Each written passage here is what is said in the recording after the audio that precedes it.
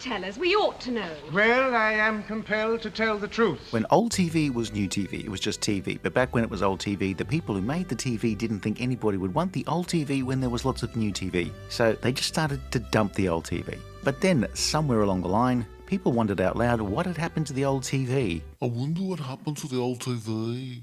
And they got quite a surprise when the answer was oblivion. So what's it mean? I don't know. This is a different type of video from our usual review format, but it is time to look at why there are so many missing episodes of Doctor Who.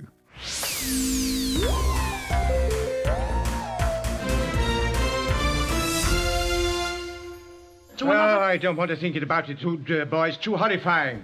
If you're following our videos on Doctor Who, particularly those covering seasons from the 60s, you know at some point we have to talk about missing episodes. We had started working on this as a review of the third season of Doctor Who, which is the first year where the number of episodes that are missing outnumbers those that exist. So it's probably a good time to also look at the what, the why, the how, and the when, and how the search and destroy mission became a search and rescue mission worthy of a really low budget episode of Thunderbirds, where Brains can't find his glasses. However, now, let us get back to this little problem. The gist of the matter is that there are many episodes from the 1960s that featured the first and second Doctors that either don't exist, or at least there are no known copies held by the BBC archives. I see. The early 70s episodes featuring the third Doctor also have gaps in the archives where the colour originals have been lost, but at the very least we do have black and white versions of every episode after 1970.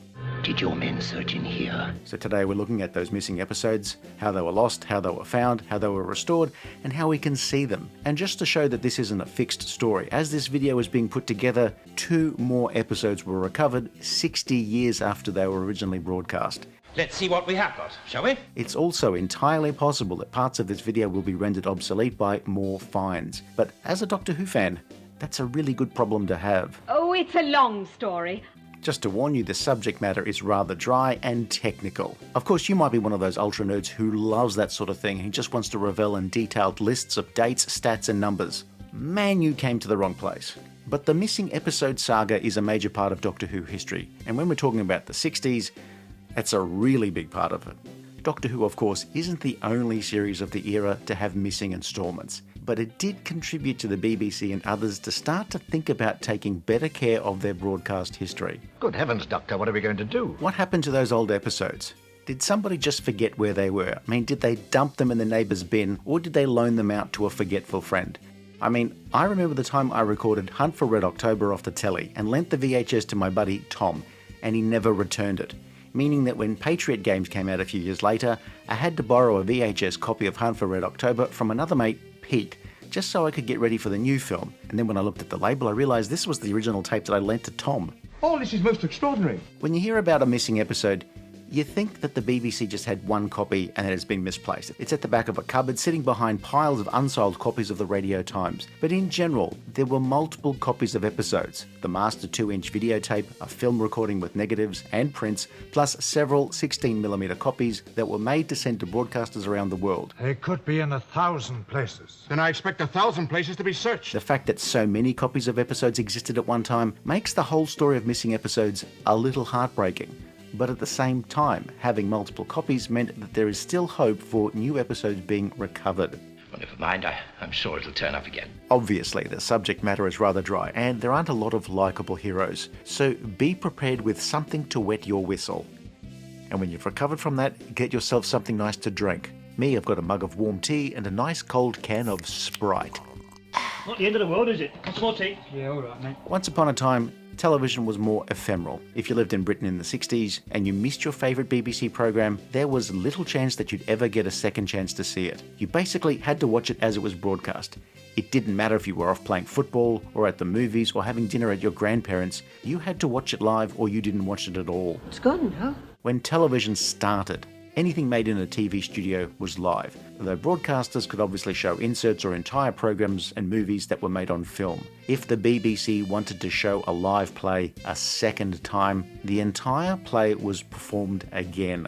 Incidentally, the best piece of advice for actors appearing in a live play: it is really important that if you forget your lines, please try and use more television-friendly swear words and expletives, like Gordon Bennett, or Titania Heckminster, or Schedele Fukenkunst. Is it something bad? No, I don't think so.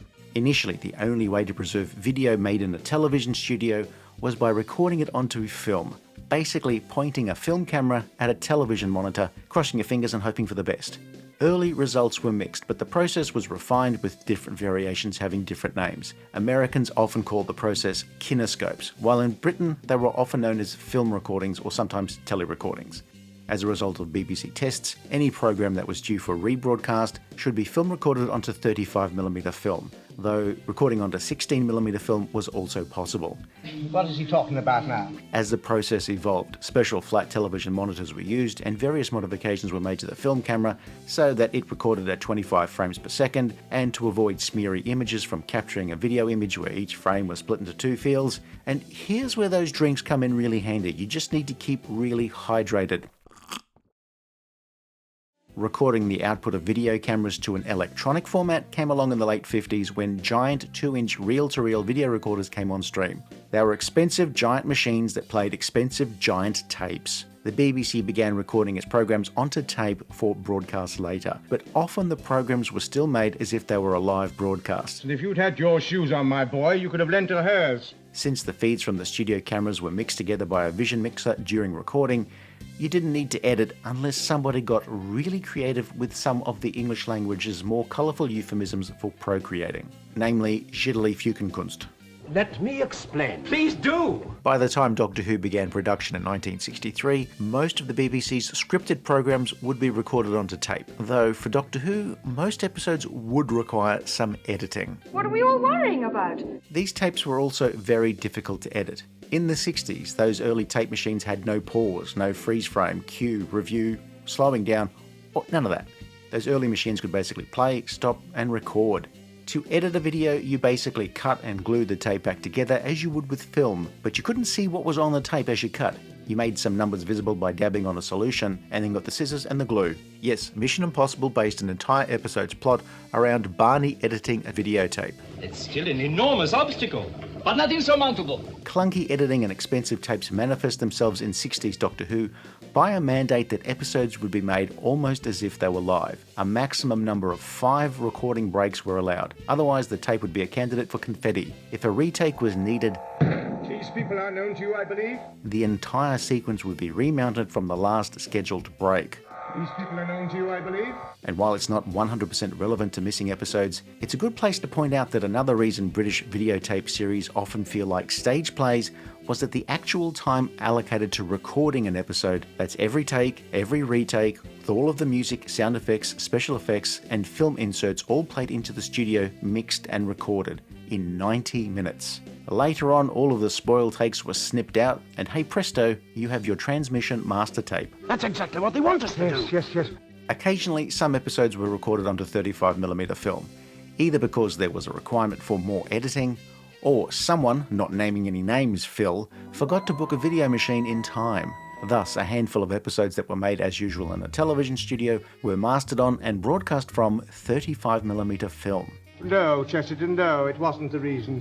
After broadcast, the tapes were the responsibility of the BBC's engineering department, and any films were stored by the BBC Film Library. Yet another part of the BBC, BBC Enterprises, had the job of selling programs to other broadcasters, and they'd end up with their own copies of episodes. This responsibility split would contribute to problems further down the track, but for those procrastination fetishists in the audience, the can was well and truly kicked down the road. Oh, yes, of course he would.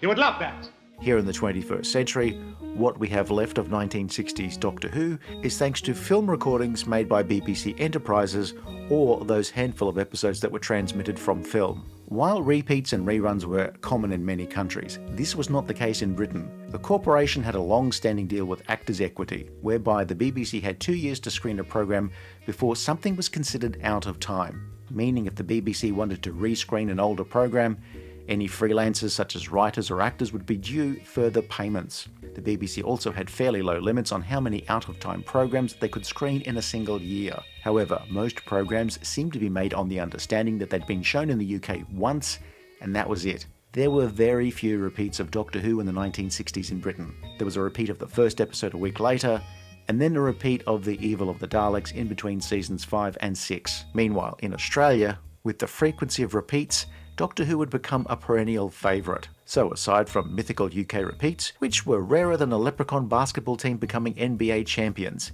if you missed Doctor Who when it was aired, you were screwed. You can hand in your badge anytime you want to, Pop. The Beeb had a theoretical 2-year window for UK repeats, and then BBC Enterprises could sell those programs for 5 years after the original broadcast. In the 1970s, that term would be extended to 7 years for new programs, but at some point most programs would reach an age where they could neither be easily repeated nor sold abroad. Oh dear. For many 1960s Doctor Who serials, that point would be reached in the mid-70s. William Hartnell's era of Doctor Who was sold more widely than Patrick Troughton stories of the late 60s. I'll get you for this, Doctor! As a kicker, more and more countries would be switching over to colour television, so there'd be less demand for buying older black and white programs. So then what? Tapes could be wiped and reused, but film cans would just sit there like a beanbag who's lost interest in sagging. You mean we could vanish forever? Well, we shall soon know. By the end of the 1960s, most of the original Doctor Who transmission tapes had either been destroyed or the tapes reused. Perhaps Auntie needed to wipe Marco Polo in order to tape Horse of the Year show in 1969, which was a really good year for the BBC to step in horse poo, both metaphorically and literally. What a silly idiot I am. There was no official mandate to store tapes and films in perpetuity, and even if there weren't any facilities set aside for this specific purpose. I mean, shelves don't grow on trees. I mean, obviously they do if they're made of wood, but ideally you want some really nice, strong metal shelves to keep the thousands of BBC programs that were made every year. The BBC Film Library stored a lot of film and kept most of it, though at this point it was mainly as a library for other programs to borrow clips from. I don't know even where to begin, Chesterton.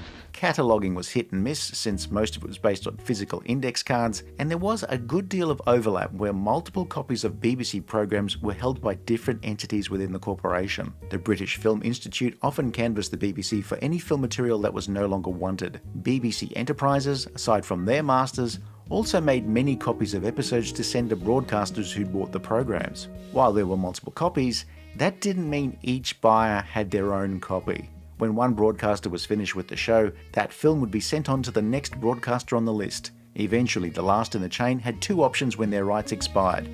A. Return the film to the BBC, or B. Destroy it. Option B was most often preferred, since it saved a trip to the post office. And man, if you've ever been in a post office when they open on a Monday morning, you would do absolutely anything to avoid those queues. There was also the unofficial option, C, which was do absolutely nothing. Well, that doesn't do us any good, does it? Yeah, but it just might, Jamie. That third option would prove quite handy later in the story.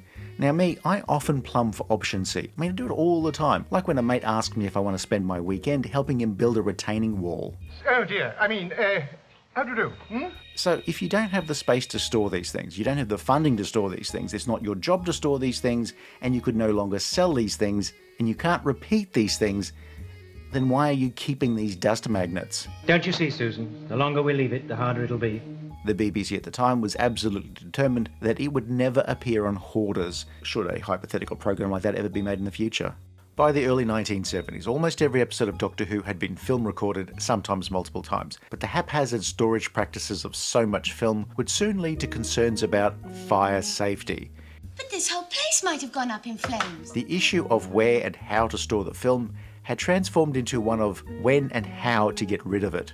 Once a film was tagged for junking, you just unspooled the film into a skip, where the film would soon be ruined by moisture, which, in Britain, To make rain, as much rain as possible over the entire country. Of course, it wasn't just Doctor Who that was subject to this treatment. This applied to other BBC programs of the era, and it wasn't just the BBC. A lot of commercial rivals also cleared out their archives, leading to early taped episodes of The Avengers and Callan also being lost. We must be ready to destroy.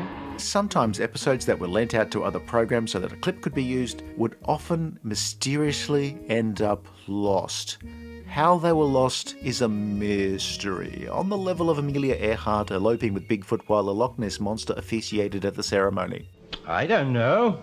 So as we mentioned, chunking of the old 60s episodes began once there was seemingly no economic reason to keep them on. The actual offering of film sacrifices to the great skip god was something, though, that really took off in the mid-70s. The destruction or wiping of master tapes saw much of Jon Pertwee's era destined for a one-time appointment with Madame Dumpster. The rubbish tip?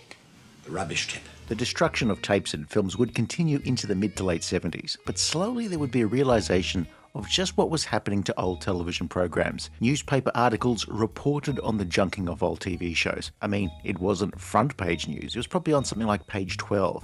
But at least a few people who kept reading a newspaper from page 4 onwards did notice. I started noticing things quite a while back. Organised fandom had moved beyond newsletters and fanzines, and the first big conventions were mounted in the mid-70s. The organisers of one convention had attempted to sort out showings of old episodes at their convention. Clearances were organised and payments were made for the con to screen all 4 episodes of Galaxy 4 to its attendees. But when it came time to deliver the films, all 4 episodes were found to be missing. I really would not like to have been the BBC representative who had to tell angry Doctor Who fans that they'd lost another one. Well, you see, it's rather difficult to explain. And then there was Ian Levine, who, well, we're looking for adjectives that are appropriate and accurate, but also not actionable. So we'll be as diplomatic as possible and say intense. He was a successful DJ and music producer and wanted to splash his cash in the most Whovian way possible. That is, aside from building a life-size replica of the Dalek army on Spyridon, he wanted to buy any old episodes of Doctor Who that the BBC held. If you bought early sell-through Doctor Who's on VHS or even Betamax in the 80s, you'll remember how expensive these tapes used to be. In the late 70s, if you had the cash, the BBC would sell you a U-matic tape of a single episode for around £3,000. The value-added extras consisted of a label written in magic marker crossing out Pan's People compilation and writing in Doctor Who. Levine's interest in buying whatever the BBC still held would lead to many Doctor Who episodes that were destined for the hop, skip and junk being saved. So for that, thanks for the save, dude. Though, don't worry about ever forgetting his involvement in salvaging these episodes. He will remind you. No, I didn't see that. Of course, it's true. There was also an official inquiry in the 70s about what to do with archive television. All of these factors would kick off a major change in how the BBC treated its archive of programs. When that report recommended keeping programming rather than just using it to fuel the boiler, the practicalities over keeping absolutely everything meant that a new post of archive selector was created. Someone who would give all new programs a preservation rating. Well, that depends on what we find. The upshot was that practically all scripted drama and comedy programs would be retained in full. Still, a 2-inch reel of videotape is quite large, and to store thousands of tapes of BBC programs, you would need many large storage facilities totaling the size of several football fields. Now, for some, the best use of that space was actual football fields, but for people who wore colourful scarves but didn't like football, having all 6 episodes of The Abominable Snowman would be really nice. Now, the result of all of this, well, by now my tea's gone cold and the sprite's warm and flat. Because there had traditionally been no one way of doing things or one department tasked with storing things or whatever, and not even a single catalogue of what the BBC had across all of its departments, everybody assumed that somebody else held on to the master, and when something was destroyed, it was just a redundant duplicate. Now do you understand? It wasn't until 1978 that the destruction of episodes ceased completely, and thankfully it was due to the change of policy rather than because they'd run out of old things to destroy. Otherwise soon they'd have to start on the 2 Ronnies. I imagine you have orders to destroy me. Sue Malden had been hired as the BBC's first archive selector. The mandate now was to catalogue what material the BBC retained and what had been destroyed. Finally, all of the various film and video material held by the BBC and BBC Enterprises and other departments would be itemised with the libraries consolidated. Let's take a look around, shall we? As for Doctor Who in particular, a stocktake revealed how many episodes remained and how many had likely been destroyed or lost. At the end of 1978, there were 139 missing episodes from a total of 253 episodes of Doctor Who screened in the 1960s. Jon Pertwee's era was also hit pretty hard. While all bar his first story had a 2-inch colour master, many of those were junked in the mid-70s. Most of the Third Doctor's stories had black and white film recordings made for overseas sales, and those tended to survive a little longer. Attempts at colour film recordings were not great. I think I can visualise how they must have looked, because I have seen a colour film recording of early episodes of Thames Television, The Tomorrow People, that were screened in Australia sometime in the 90s. Those colour film recordings looked awful. They were blurry with smeared colours, though it did possibly improve the look of The Tomorrow People by up to 15%. Yes, I suppose so. When the policy of storage finally changed, the BBC pivoted from death to Doctor Who to we have a dearth of Doctor Who. So if you've seen any of these 2 suspicious characters, please contact the BBC. How will I know where to find them. Well, open your eyes, my dear child, otherwise you won't be any use to me, will you? Now the BBC would collect everything it had and catalogue it in one place. They looked at what was held by organisations like the British Film Institute, and then it had to publicly announce, "My bad, we want things back." Letters and telexes were sent out to broadcasters who had bought Doctor Who in the past. There was a call to film collectors who may have somehow ended up with a film that the BBC still technically owned. And aside from the BBC's official search, there were the fans. They're shy, elusive creatures. Now, I'm not saying that Doctor Who fans are obsessive, but if you're telepathic, then... Now, is it safe?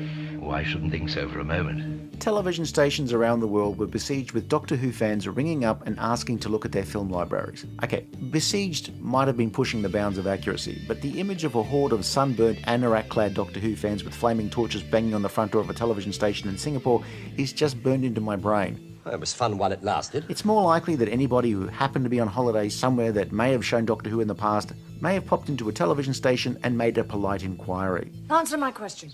All of this was a hit and miss process, with some stations replying that they had no Doctor Who episodes, and then years later the same stations would stumble across some Doctor Who episodes.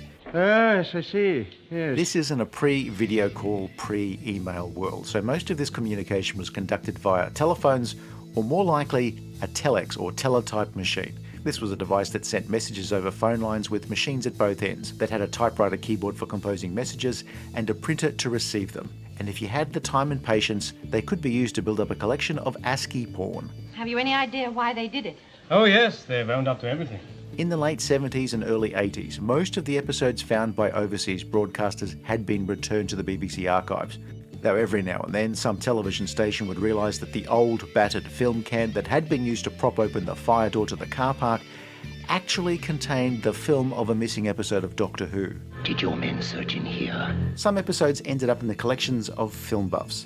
These were people who perhaps owned a 16mm film projector and enjoyed watching films, any films, at home. They would trade with other collectors. They would buy and sell at car boot sales, which is like Facebook Marketplace, but with slightly fewer serial killers lurking. We're under arrest. Oh, no. While there were vague newspaper articles in the late 70s quoting BBC appeals for help recovering any old films, it was one thing to know that the BBC wanted old films back, but quite another to know what exactly was missing. And I doubt very much if we can find them all by tomorrow noon. It wasn't until Doctor Who magazine, then known as Doctor Who Monthly, published a 1981 winter special that contained a complete list of what was missing from the archives. Every now and then, a Doctor Who fan clutching their copy of the winter special would run across a collector who had a missing Doctor Who episode in their collection, but perhaps didn't know its value.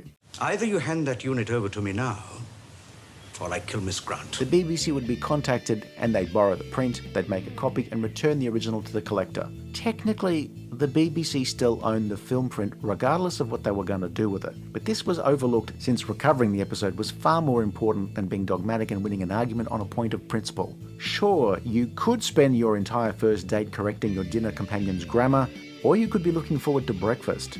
On certain conditions. But a copy is a copy, meaning quality was lower than the original. So in later years, many of these originals were borrowed again to carry out a higher quality scan when preparing home video releases for newer formats.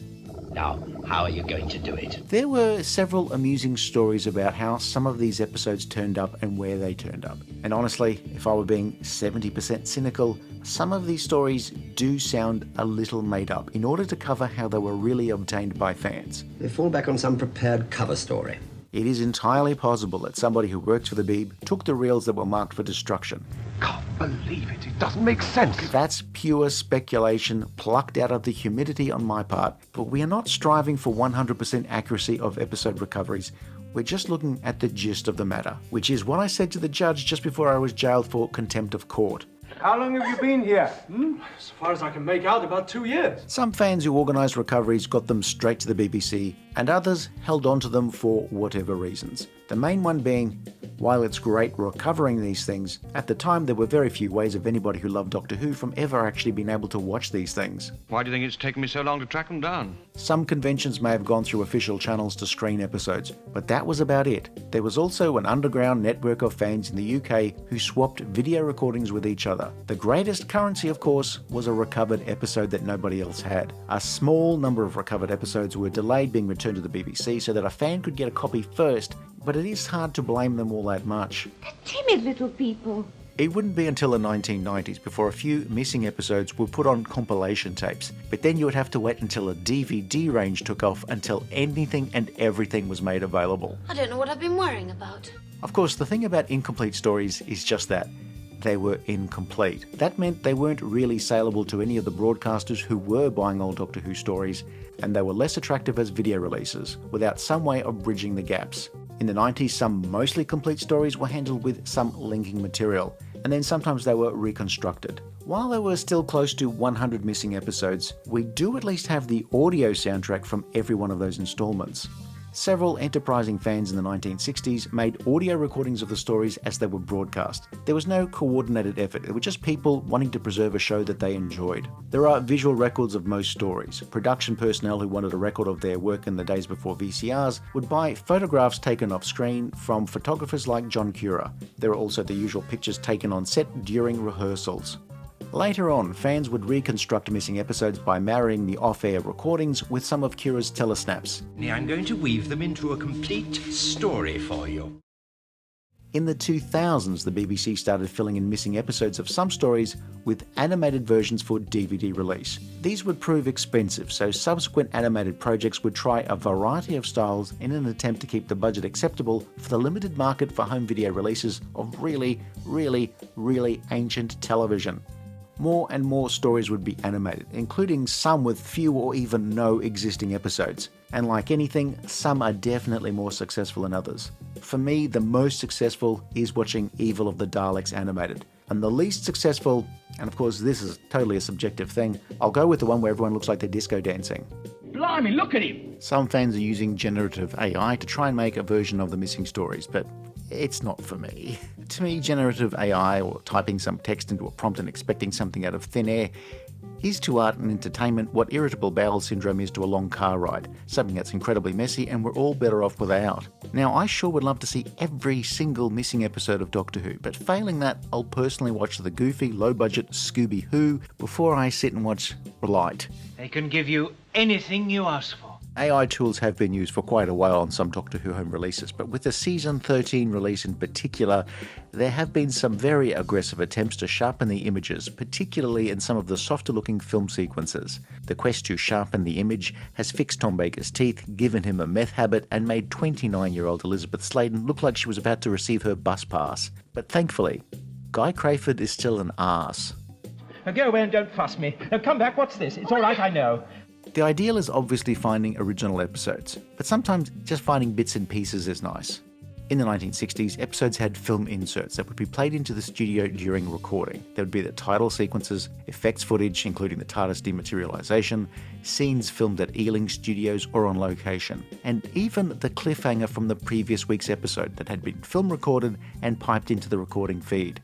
Occasionally some of these clips survived, but there would also be Super 8 films captured off a television screen by a fan during a broadcast, or the clips that had been snipped by Australian censors, that sort of thing. There were also reels of entire studio sessions, or dubbed episodes with foreign audio, or time-coded low-band tapes used by directors and composers. As editing moved from physical editing of studio tapes to electronic editing, as in copying a bit from one tape to another, there are occasional episodes that also exist with an earlier edit, some that even contain the discarded re-recorded theme tune from Season 10.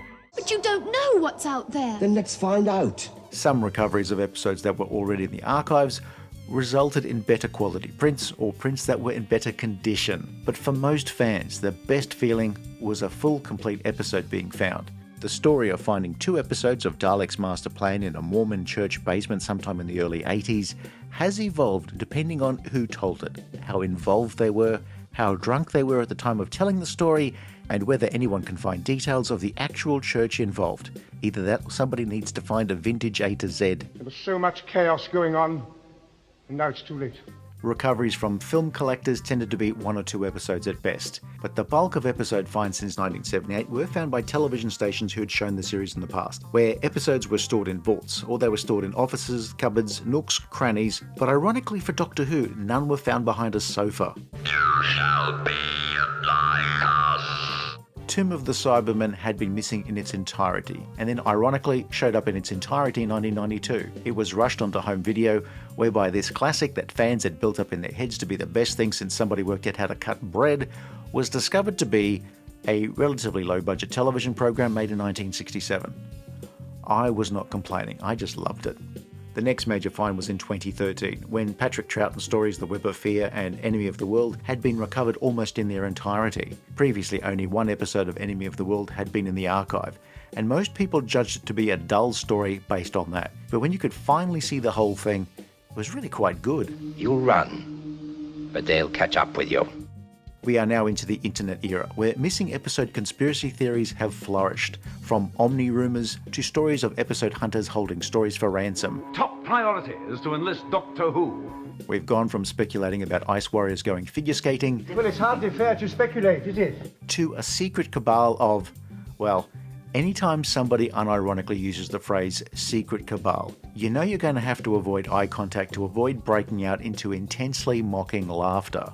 We have a bit of a mystery, my boy. But then after a very long break between recovered episodes, or at least the ones not held onto by the secret cabal, we have the organisation Film is Fabulous and their find of 2 more episodes of the Daleks master plan. So after 45 years of searching, we now have 5 episodes of that 12-part story.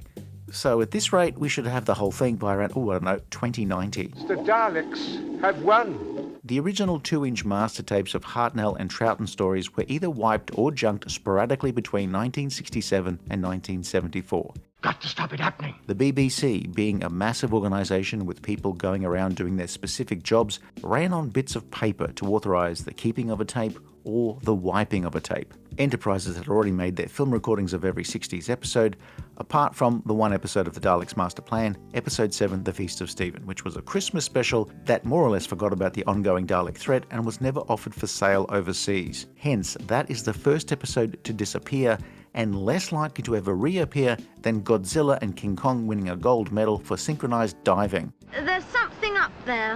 A great hairy beastie. Once colour was on the scene, of course there was less demand for black and white material. I mean, would you blow a couple of grand to build the ultimate gaming PC just to play emulations of ZX81 games? Okay, if you have blown a couple of grand to build the ultimate gaming PC that you just use to play emulated 8-bit games, you are making life really tough for people whose job it is to come up with these analogies. I mean, I can't talk, I'm watching these old Doctor Who's on a 4K OLED set. But when somebody got their first colour television set, they probably really wanted to see colour programs.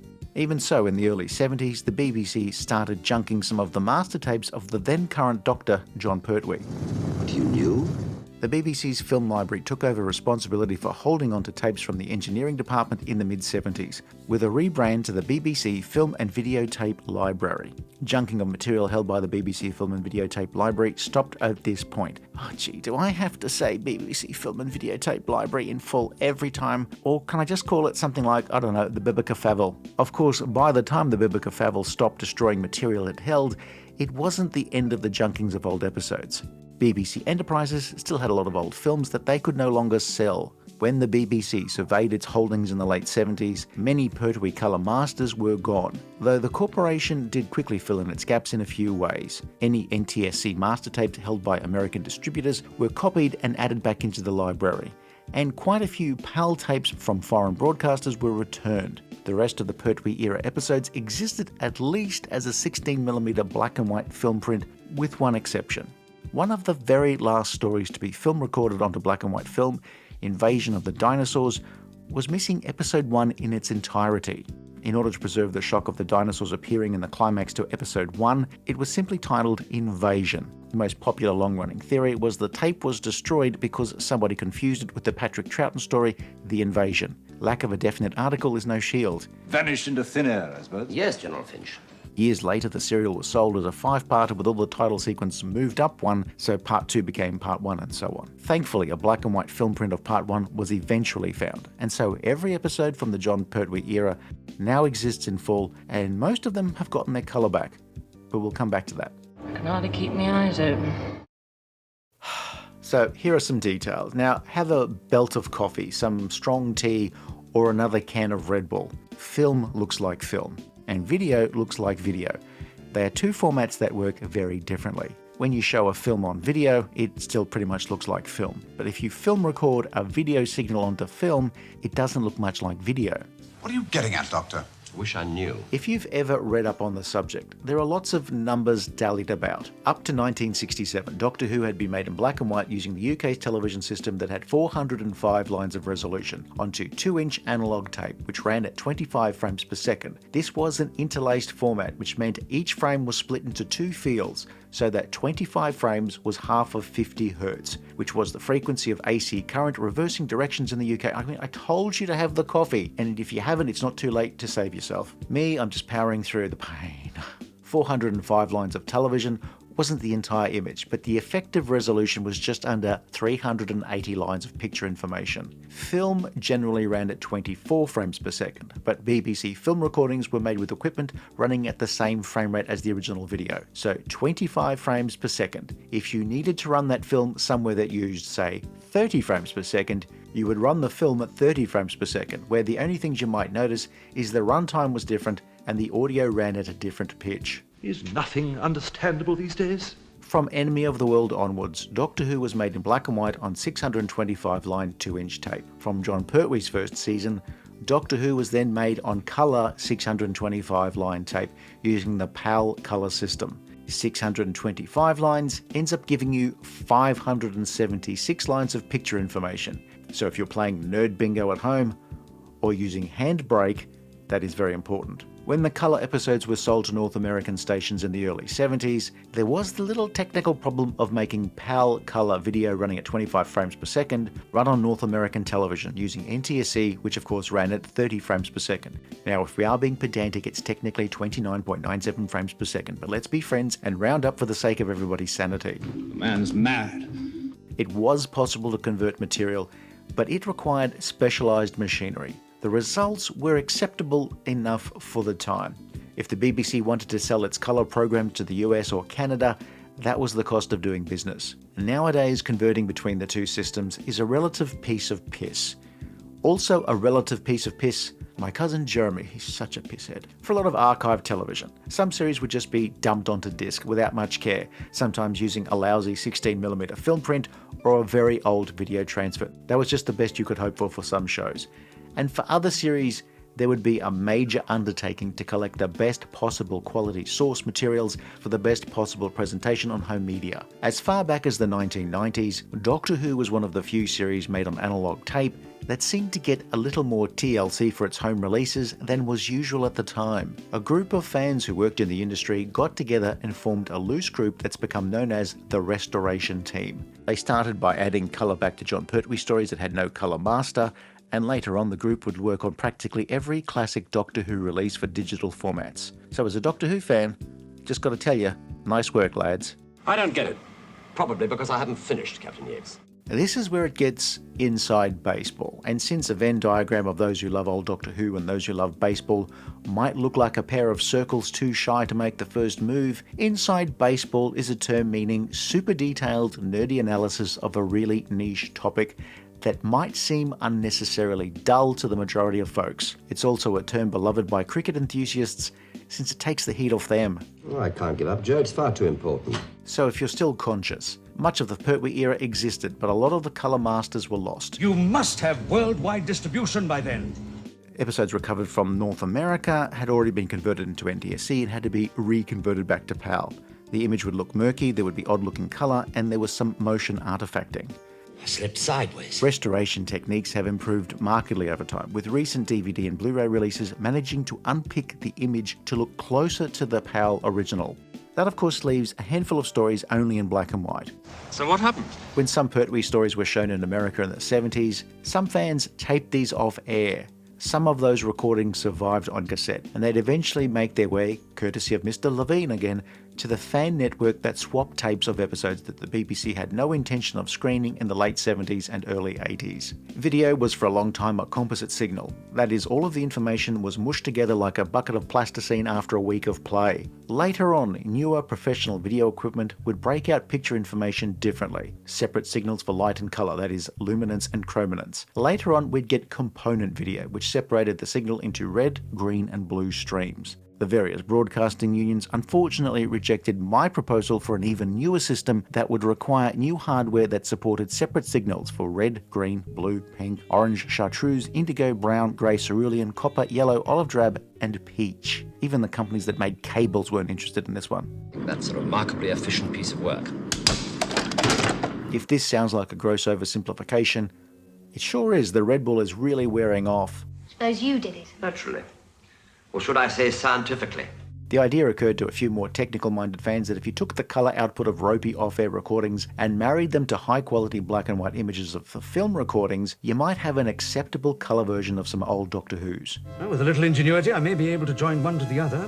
There were 3 stories where off-air recordings of sufficient quality were available: Doctor Who and the Silurians, Terror of the Autons, and the Demons. Those fans who'd later be known as the Restoration Team used early 90s technology, which was, and let's face it, still relatively primitive. One digital tape machine had a copy of the off-air recording, while a second machine contained the film recording, and the machines were synchronized together to be recorded onto a third unit, while video effects units distorted the picture so that the film and video matched up. Eventually, the playback machines would lose sync with each other and they'd need to be reset. But piece by piece and scene by scene, these episodes were stitched together so that you could once again see them in full colour. The Demons was worked on first and proved so successful that funding was provided for further restorations on Terror of the Autons and Doctor Who and the Silurians. The quality wasn't up to the standard of a PAL Master, but having these stories in colour is a very nice bonus.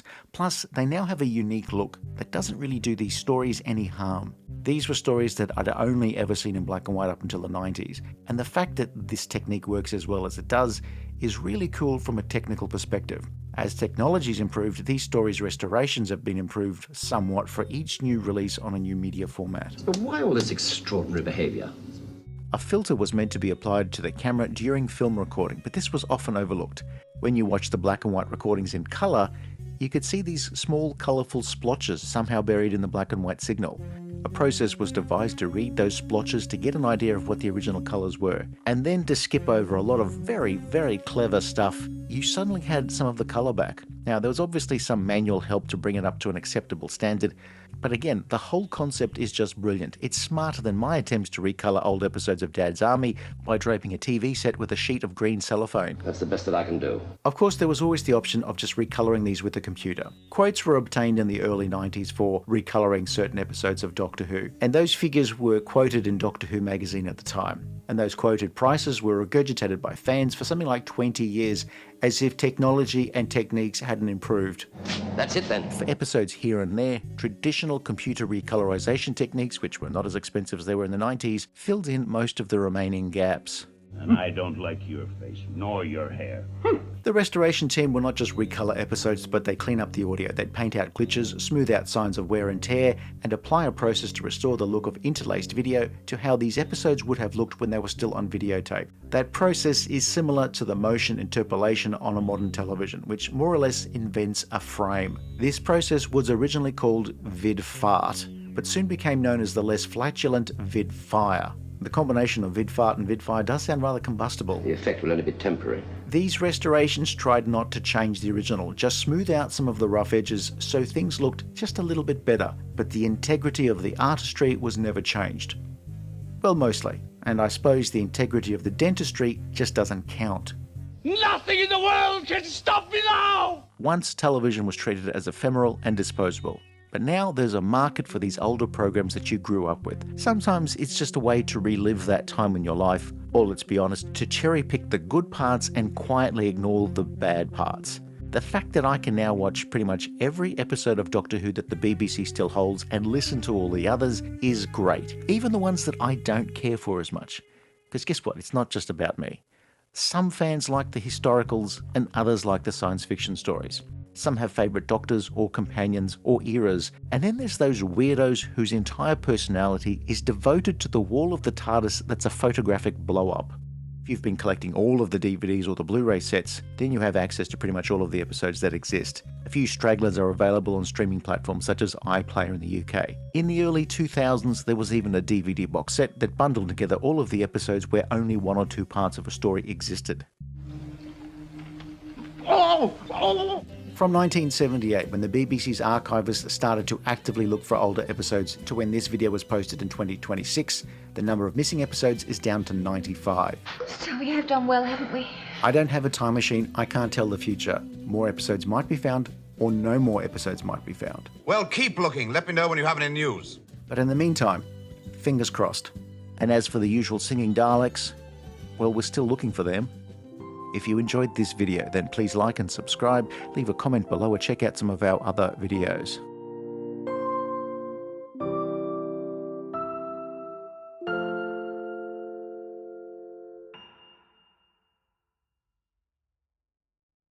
We're doing everything possible, Doctor.